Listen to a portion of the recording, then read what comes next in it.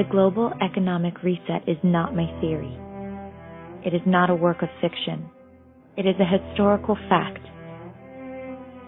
An event that has taken place at least 6 other times in modern history, and the world is on the precipice of witnessing the 7th global economic reset. When this event does happen, it will fundamentally change the world.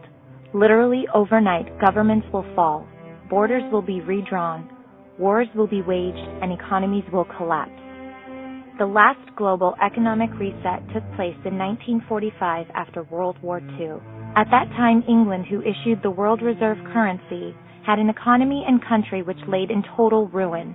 The final collapse of her economic sovereignty laid its roots in a state with too much war, too much debt, way too much elite decadence, and entirely too much political corruption. For over 200 plus years, England maintained its status of issuer of the world's reserve currency.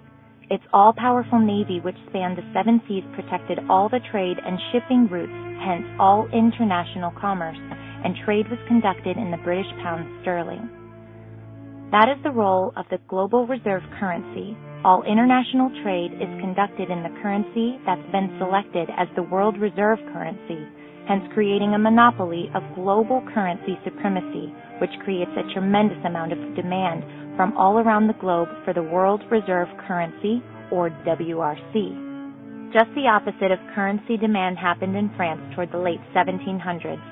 After a massive bout with hyperinflation, which led directly to the horror show known as the French Revolution, the rest of Europe saw France ill-suited to continue as the issuer of the WRC, and literally overnight no one wanted the French banknotes. What happened next is for the history books. All that hyperinflated currency came flooding back to France. This is what happens when demands for the world reserve currency collapse overnight. By the 19th century, the same financial quagmire that had plagued France centuries before had started to be seen in England. Other countries started to get weary of using the British pound sterling as the WRC. So after the Second World War, the largest creditor nation of the time, the United States, with its vast untapped natural resources, booming population, and military, it became the obvious candidate. A new country the banking cartels could begin to build, then tear it all down, profiting huge along the way. As noted, when England lost the WRC, America was the largest creditor nation in the world. Today, America is the largest debtor nation in the world, and much of the debt and leverage exercised against America with weapons like precision by the Chinese, who seek to control the U.S. by way of its holding of government debt. And by the way, this government debt, often labeled America's debt to say that individuals owe these massive debts, is completely wrong.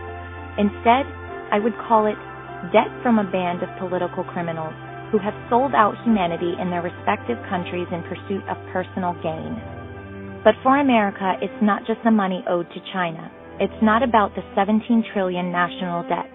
It's not about the unfunded liabilities of 250 trillion, as recently noted by a Harvard economist and historian.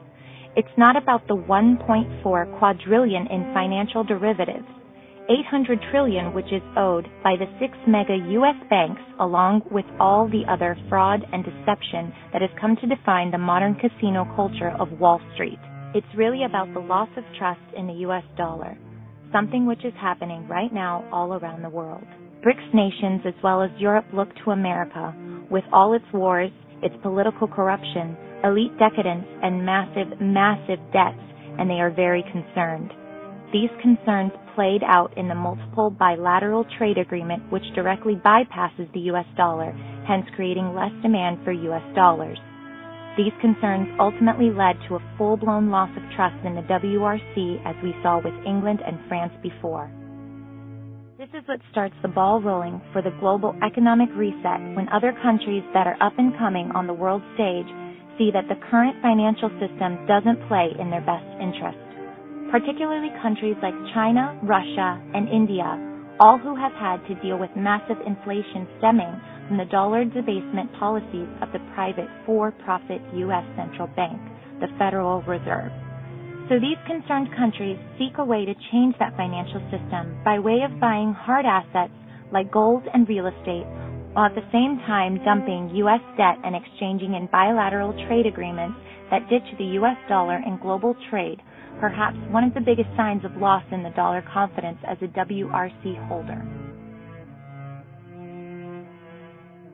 And that's exactly what we've seen happen the last several years.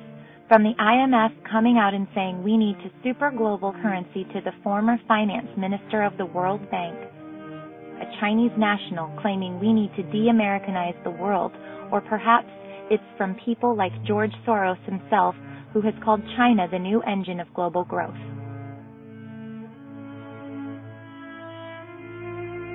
The facts are indisputable. From the bilateral trade agreements that we see taking place around the world to the rise of the BRIC nations seeking to challenge the old school's global currency domination like China, whose government accounts for the #1 buyer and #1 miner of gold in the world. The global economic reset, ladies and gentlemen, is coming. It doesn't matter whether you believe it or not. What matters is what's going to happen, and the global economic reset will happen because it's happened so many times before in history under the exact same conditions we face today. A country that is riddled with too much war, too much debt, too much elite decadence, and entirely too much political corruption.